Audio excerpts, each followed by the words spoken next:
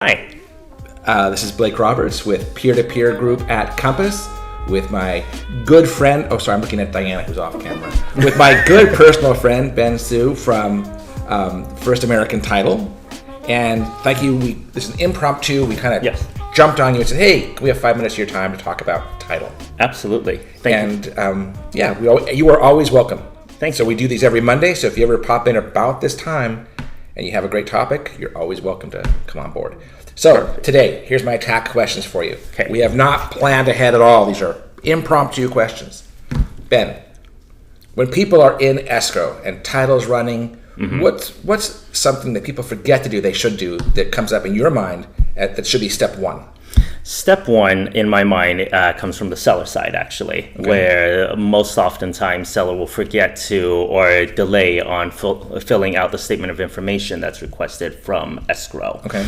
The statement of information is a list of personal items that we need to use in order to do a background check on any potential liens or judgments or anything against the actual seller. Exactly, yeah. So that's actually the biggest red flag that we get all the time, where if we don't get the statement of information in until the day prior to closing, right, and something were to pop up that was unexpected, it can delay closing.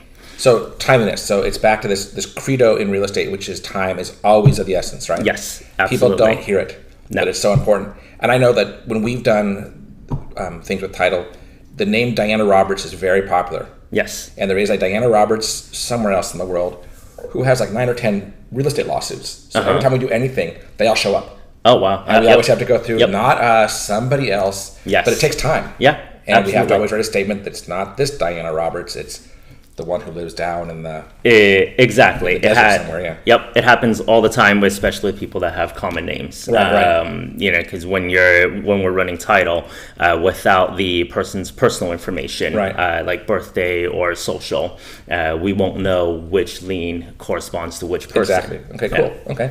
Okay, so now, what else is there that pops into your mind and you say, you got a family, what should you do with this purchase? The biggest one that we see all the time too, or that it's not necessarily in a transaction, but the biggest title issue that homeowners come across has to do with death and probate.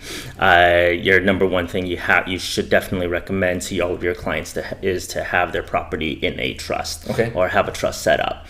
If you don't have a trust set up, and God forbid something were to happen to one or both persons or parents, the property ends up going to probate, which will eat away roughly 35% of the home's equity that you're putting into attorney and court fees. Okay, from your experience of your title closings, how many people are putting the property into a title, or into a trust rather?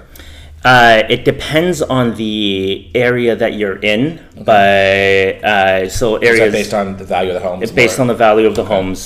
So areas like the beach cities tend to have a higher percentage of people having their properties in the trust.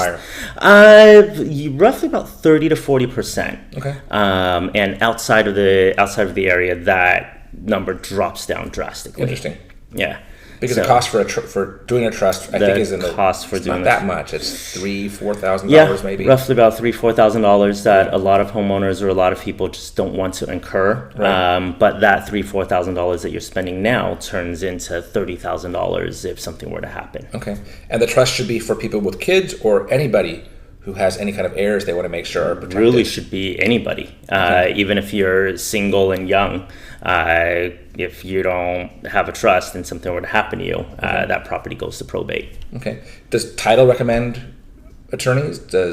Title actually does not recommend attorneys. I have a couple of local attorneys that I work with hand in hand very, very often. But definitely the homeowner should seek out agents that have very good relationships with probate attorneys, estate attorneys. Okay. So, as realtors, we don't practice law, and when we do, we get in trouble. So we can't tell anybody what the steps to take to do their own trust, and we would never send them to like LegalZoom. Exactly. A real lawyer needs to actually do it, and needs to do it right. Yes. And there's so many nuances to it, but I love the advice because in our transactions, very few have done trust.